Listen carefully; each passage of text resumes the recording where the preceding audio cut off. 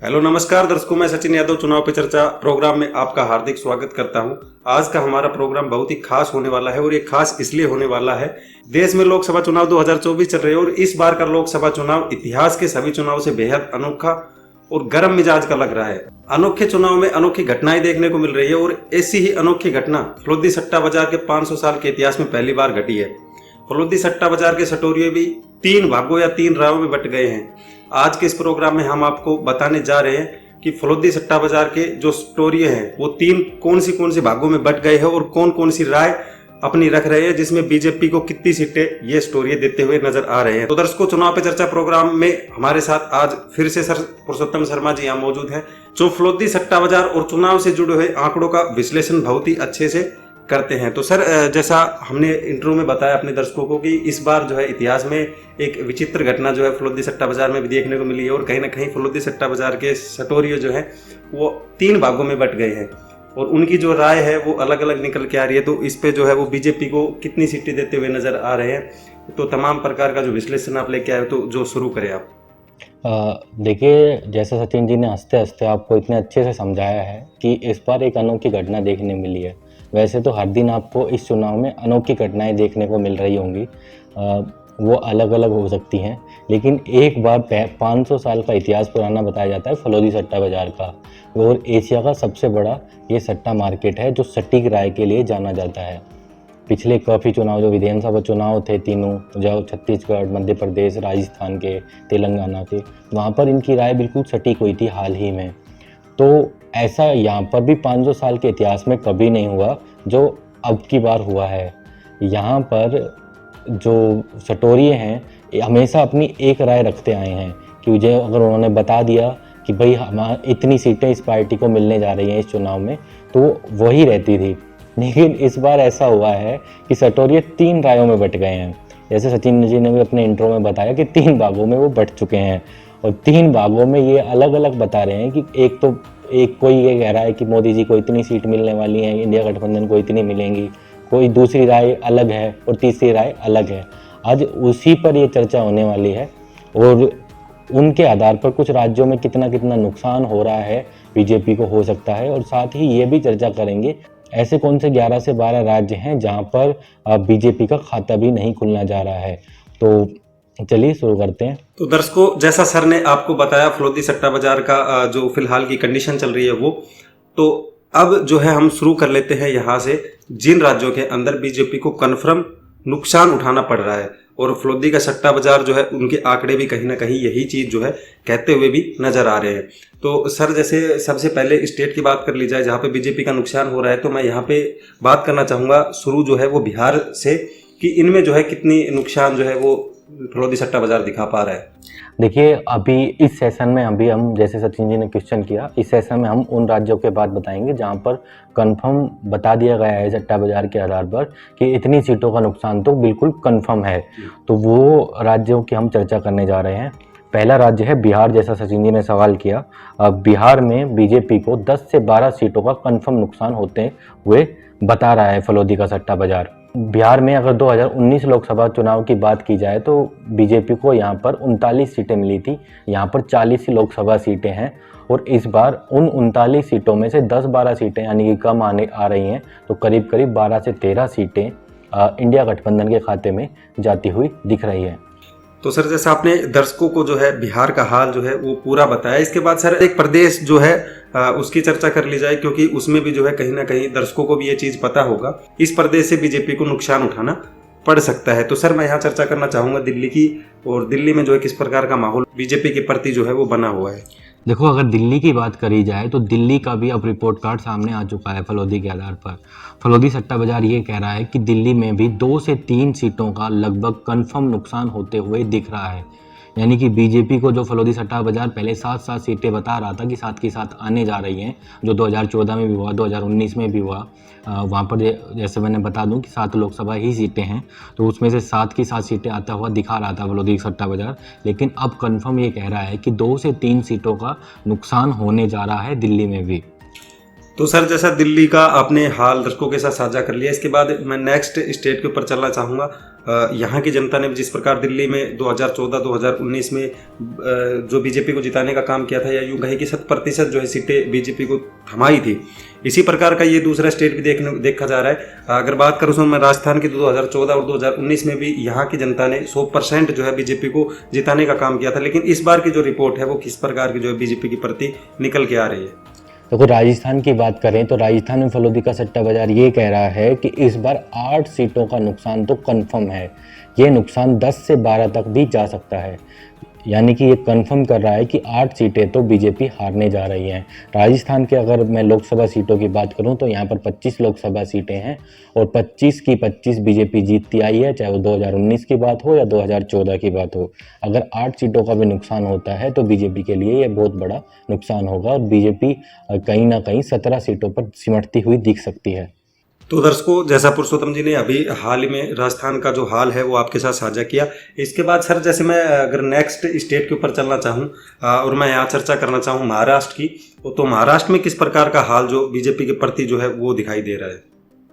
देखो, महाराष्ट्र में 48 लोकसभा सीटें हैं और बीजेपी ने पिछली बार 41 लोकसभा सीटों पर जीत हासिल करी थी, यानी 2019 में, यानी कि एनडीए गठबंधन ने ये जीत हासिल करी थी।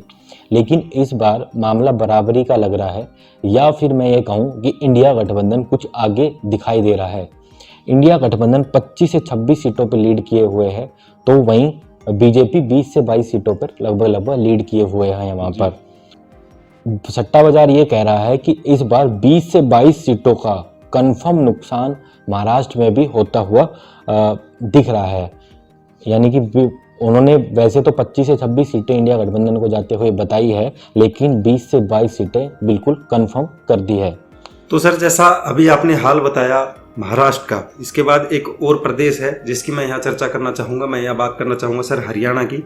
तो हरियाणा में बीजेपी का जो है वो किस प्रकार का माहौल फिलहाल फलोदी सट्टा बाजार जो रिपोर्ट सामने आई है, जिसमें स्टोरी जो है 3 राय में जब बट गए हैं, उनकी क्या राय जो है बीजेपी को लेकर दिखाई दे रही है हरियाणा प्रदेश में? देखो, हरियाणा की कंफर्म लॉस वाली सीटों की बात की जाए बीजेपी के लिए तो करीब करीब वो कह रहे हैं कि हरियाणा में जैसे 10 लोकसभा सीटें हैं और ये बताया गया है कि इस बार वहाँ पर चुनाव 50-50 रहने वाला है। फलोदी का सट्टा बाजार ये कह रहा है कि 5 से 6 सीटों का नुकसान बिल्कुल कंफर्म है हरियाणा में।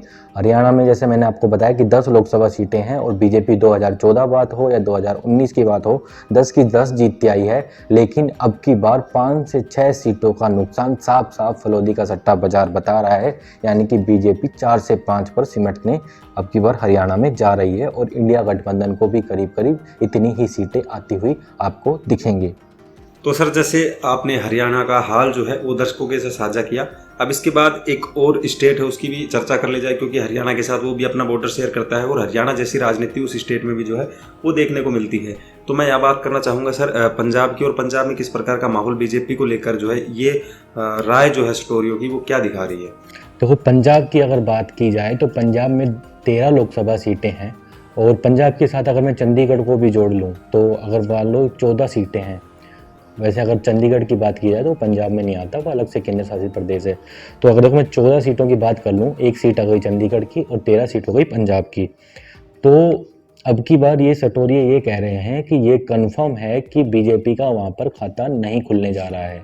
बीजेपी की पिछली बार 2 सीटें आई थी पंजाब में और 1 सीटें जो चंडीगढ़ की थी वो भी बीजेपी ने ही जीती थी। जो अनुपम खेर जी की वाइफ हैं वो वहाँ से सांसद थी, लेकिन इस बार उनका टिकट भी काटा गया है बीजेपी की तरफ से और इस बार नया प्रत्याशी वहां पर उतारा गया है, लेकिन फिर भी इसका फायदा नहीं होता दिख रहा है। चंडीगढ़ की सीट भी बीजेपी हारती हुई दिख रही है और पंजाब में 2 जो सीटें जीतती आ रही थी बीजेपी, उनका भी नुकसान होता हुआ दिख रहा है।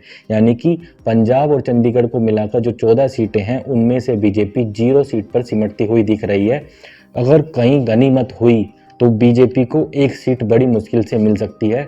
यह आंकड़ा 2 तक भी पहुंच सकता है, पर यहाँ पर भी चांसेस ना के बराबर हैं। मैक्सिमम चांस फलोदी सट्टा बाजार ये कह रहा है कि बीजेपी का पंजाब और चंडीगढ़ में खाता नहीं खुलने जा रहा है। तो सर जैसा आपने बताया कि जिन स्टेटों की अभी हाल ही में चर्चा की, बीजेपी को जो है नुकसान इन स्टेटों से उठाना पड़ रहा है, क्योंकि अगर बात की जाए कुछ स्टेट तो ऐसे हैं इनमें जिन्होंने जो है बीजेपी को 100% सीटें जो है वो देने का काम किया था, लेकिन इस बार जो है बीजेपी की कमी है सीटों की, वो यहाँ पे नज़र आ रही है। तो सर जैसे हमने बात कर ली ऐसे स्टेटों की जहाँ पे बीजेपी को नुकसान हो रहा है, कुछ ऐसे स्टेट भी जो शामिल है देश के अंदर जहाँ पे जो है बीजेपी को एक भी सीटें या यूँ कहीं कि उनका खाता भी नहीं खुल पा रहा है, तो वो कौन कौन से स्टेट है? या फलोदी सट्टा बाजार की रिपोर्ट जो है वो क्या कह रही है कि किन किन स्टेटों में बीजेपी का खाता नहीं खुल सकता है? देखो, आपने ऐसे सही कहा, एक तो स्टेट हो गया पंजाब, जो फलोदी सट्टा बाजार कह रहा है कि कन्फर्मली ऐसा लग रहा है कि वहाँ पर बीजेपी का खाता नहीं खुल रहा है। उसके साथ मैंने चंडीगढ़ पे वो जोड़ दिया, यहाँ पर सिर्फ एक ही सीट थी, वहाँ पर भी बीजेपी का खाता नहीं खुलता हुआ दिखाई दे रहा है। उसके अलावा मैं बात करूँ केरला की, 20 लोकसभा सीटें हैं और वहाँ पर भी बीजेपी का खाता नहीं खुलता हुआ दिखाई दे रहा है। 19 सीट जा रही है इंडिया गठबंधन के खाते में और एक सीपीएम के खाते में जाता हुआ बता रहा है। तमिलनाडु की बात की जाए तो तमिलनाडु में 39 सीटें हैं लोकसभा की और यहाँ पर भी बीजेपी का खाता खुलता हुआ नहीं दिखाई दे रहा है। अगर जीत की बात की जाए तो 18 सीटों पर इंडिया गठबंधन आगे दिखाई दे रहा है और 21 सीटें अदर के खाते में जाती हुई बता रहा है। मणिपुर में जैसा होगा बहुत बड़ा मुद्दा छिड़ा हुआ है आजकल, तो विपक्ष के लिए भी बहुत बड़ा मुद्दा वो बना हुआ है। तो मणिपुर में 2 लोकसभा सीटें हैं और 2 लोकसभा सीटों में बीजेपी हारती हुई साफ साफ दिख रही है। बीजेपी का यहाँ पर भी खाता नहीं खुल रहा है। अगला स्टेट की बात की जाए गोवा की, गोवा में भी बीजेपी को फलोदी सट्टा बाजार के आधार पर कोई भी सीट मिलती हुई नहीं दिख रही है। मिजोरम की बात की जाए तो वहाँ पर 1 लोकसभा सीट है और ये 1 लोकसभा सीट बीजेपी के खाते में नहीं जाती हुई दिख रही है, ये भी इंडिया गठबंधन जीतता हुआ दिखाई पड़ रहा है। नागालैंड में भी 1 सीट है और वहाँ पर भी बीजेपी का खाता नहीं खुल रहा है। कश्मीर में 6 सीटें हैं, पहले लद्दाख भी इनके साथ था लेकिन अब अलग हो चुका है। तो कश्मीर में 6 लोकसभा सीटें हैं और बीजेपी पिछली बार यहाँ पर 2 सीटें निकालने में कामयाब रही थी, लेकिन इस बार बीजेपी का यहाँ पर खाता नहीं खुल रहा है। अगला, जैसे मैंने अभी बताया कि कश्मीर से जुड़ता हुआ लद्दाख में सिर्फ 1 सीट है। सोनू वांगचुक का मुद्दा आपने वहाँ पर देखा होगा, काफ़ी गर्म हुआ और 1 सीट भी बीजेपी अब हारती हुई वहाँ पर दिख रही है। यहाँ पर भी बीजेपी का खाता नहीं खुल रहा है। अगला स्टेट है लक्षद्वीप भी एक ऐसा स्टेट है जहाँ पर 1 ही सीट है और बीजेपी का खाता यहाँ पर भी नहीं खुल रहा है। फिर एक स्टेट आता है लास्ट और अंतिम है पुडुचेरी में भी 1 ही सीट है और बीजेपी यहाँ पर भी अपना खाता नहीं खोलती हुई दिखाई दे रही है। वापस से अगर मैं नाम रिपीट करूँ तो अगर पहला नाम था पंजाब, दूसरा था पंजाब के साथ हमने चंडीगढ़ को भी ले लिया था, फिर दूसरा है केरला, तमिलनाडु, मणिपुर, गोवा, मिजोरम, नागालैंड, कश्मीर, लद्दाख, लक्षद्वीप और पुडुचेरी। ऐसे ये 11 राज्य हैं जहां पर बीजेपी इस बार फलोदी सट्टा बाजार के आधार पर खाता खोलते हुए नहीं दिख रही है। तो सर जैसा अभी आपने हाल बताया 11 प्रदेशों का, जिनमें कुछ केंद्र शासित प्रदेश भी शामिल थे, जिनमें जो है बीजेपी अपनी पकड़ नहीं बनाती हुई दिखाई दे रही है। इसके बाद सर मैं आपसे जो अपना टाइटल है वीडियो का और जिस प्रकार का हमने इंट्रो में भी बताया दर्शकों को, और उसी के साथ जो है वो जानने के लिए बड़ी बेताबी से दर्शक जो है वो इंतजार भी कर रहे हैं कि इस बार जो है फलोदी सट्टोर ये जो है वो 3 पक्षों में जो है वो बट चुके हैं, 3 राय जो है अपनी अपनी रख रहे हैं। तो किस प्रकार की राय जो है उनके द्वारा दी जा रही है और बीजेपी की कितनी कितनी सीटें जो है उनके पक्षों के द्वारा बताई जा रही है? देखिए, फलोदी सट्टा बाजार को अगर आप माने तो अब की बार पहली बार ऐसा हुआ है कि वहाँ के सट्टोरिये 3 अलग अलग रायों में बट गए हों। जैसा आपने इंट्रो में बताया, हमारी वीडियो का टाइटल भी है, हेडलाइन भी यही है, थंबनेल पे भी यही चीज़ें हैं। तो अब आपको वो जिज्ञासु बात हम आपको बताते हैं जिसके जिज्ञासा लेकर आप वीडियो के अभी यहाँ तक देख रहे हैं। तो वो एक सट्टोरिये यानी कि एक धड़ा जो है वो जो पहले बता रहा था कि बीजेपी 295 से 298 पे समेटने वाली है, वो अब बता रहा है कि उसने वापस से बीजेपी की सीटें को बढ़ा दिया है। अब वो कह रहा है कि बीजेपी 301 से 310 सीटें जीतने जा रही है। यानी कि अब जो कमी करते हुए दिखा रहा था, अब वो उस धड़े ने सीधा सीधा सीटों को बढ़ा दिया है।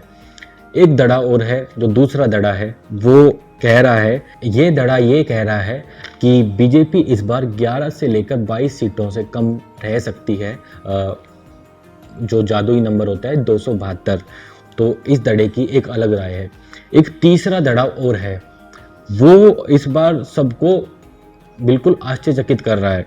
वो धड़ा ये कह रहा है कि बीजेपी 210 से 220 पर इस बार सिमटने जा रही है।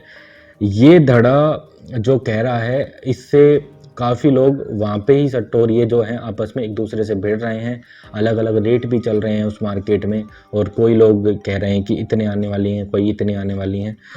तो ये धड़ा कह रहा है कि इस बार बीजेपी की सरकार नहीं आ रही है और इंडिया गठबंधन सरकार बना रहा है। मैं दर्शकों से ये ज़रूर कहूँगा लास्ट में कि आप हमको बताइए कि आप किस धड़े से, मतलब आप किन किन सटोरियों की राय से सहमत हैं। हमने भी आपके सामने अलग अलग वीडियो लेके आए, हमने आपको एक लीक रिपोर्ट भी बताई, आपके साथ साझा की, और फिर हमने अलग अलग राय बताई कि कैसे कैसे राय चल रही हैं। तो उन वीडियोज़ में आप जाकर देख सकते हैं कि कैसे 250 सीटें आ रही हैं, कैसे 200 सीटें आ रही हैं या 210 सीटें आ रही हैं। तो ये सारे समीकरण आपके साथ हमने साझा किए हैं हमारी वीडियो के माध्यम से। तो अब इस वीडियो में हम उसके बारे में ज़्यादा बताकर आपको बोर नहीं करेंगे। अगर आपको वो चीज़ें जाननी है तो चैनल पे वो वीडियो पहले ही पड़े हुए हैं, आप वहाँ पर जाइए और उन वीडियो को देख लीजिए और सारे समीकरण को समझ लीजिए। तो सर, जैसा आपने दर्शकों के साथ साझा किया, बता भी दिया उनको कि वो किस पक्ष से है जो है ज़्यादा सहमत लगते हैं, तो मैं दर्शकों से यही कहना चाहूँगा कि जैसे कमेंट बॉक्स है, उस कमेंट बॉक्स में हमें सिर्फ इतना लिख के जो है आप बता सकते हो। फर्स्टली अपना नाम लिख दो, उसके नीचे जो है आप ये लिख दो कि फर्स्ट, सेकंड या थर्ड कौन सा पक्ष जो है आपको ज़्यादा मजबूती या ज़्यादा उनके आंकड़े जो है वो आपको सही दिखा रहा है, ताकि आगे जो है जो इस प्रकार की राय जो रिपोर्ट सामने आ रही है तो उनमें जो है हमें ये पता लग पाए कि इस बार देश में किसकी सरकार बन रही है या किसकी सरकार जो है पूर्ण बहुमत से आ भी रही है। तो दर्शकों, जैसा सर ने भी आपको बताया, इसके ऊपर और डिटेल वीडियो चाहती हो कि पहला पक्ष जो है वो किस आधार पर ये सीटें बता रहा है, दूसरा पक्ष है वो किस आधार पर सीटें बता रहा है, और तीसरा जो पक्ष है वो किस आधार पर ये सीटें बता रहा है, किस किस राज्य से कितनी सीटें मिल रही हैं, इन सभी की चर्चा जो है वो हमने कर ली है। और अगर वो वीडियो आपको देखनी है राज्यवार तरीके से कि किस राज्य से कितनी सीटें आ रही है, तो वो वीडियो आप जाके देख सकते हो। तो वो वीडियो पहले से ही आ चुकी है और चैनल पे अपलोड की जा चुकी है। फिलहाल अगर ये वीडियो आपको अच्छी लगे तो इस वीडियो को आप लाइक कर दो, चैनल को सब्सक्राइब कर लो, ताकि आपका और हमारा जुड़ाव रह सके, ताकि आने वाली हर वीडियो आपको सबसे पहले मिल सके। उसके लिए आप एक बेल आइकन होता है उसको प्रेस कर ले। फिलहाल जो है हम जाने की इजाज़त चाहते हैं। मैं था चुनाव पे चर्चा प्रोग्राम में आपका होस्ट सचिन यादव। हमारे साथ चर्चा करने के लिए उपस्थित है सर पुरुषोत्तम शर्मा जी। फिलहाल हम आपसे लेते हैं इजाज़त। जय हिंद, जय भारत।